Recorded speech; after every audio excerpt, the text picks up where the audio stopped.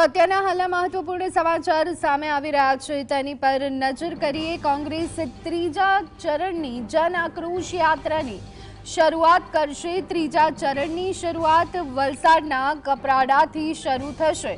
દક્ષિણ ગુજરાતના 7 જિલ્લાઓમાં કોંગ્રેસના નેતાઓ અને કાર્યકરો આ યાત્રામાં જોડાશે। આગામી 2 ફેબ્રુઆરીથી 12 ફેબ્રુઆરી સુધી આ યાત્રા યોજાવાની છે। શિક્ષણ, બેરોજગારી અને દારૂના દૂષણ જેવા મુદ્દાઓને લઈ કોંગ્રેસે જન આક્રોશ રેલી યોજી હતી। આ બંને રેલીમાં કોંગ્રેસ દ્વારા 72 જાહેર સભાઓ અને 300થી વધુ બાઇક રેલીઓ કરવામાં આવી હતી।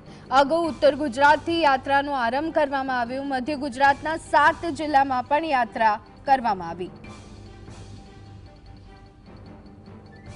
બંને યાત્રાની અંદર ટોટલ 72 જાહેર સભા કરવામાં આવી।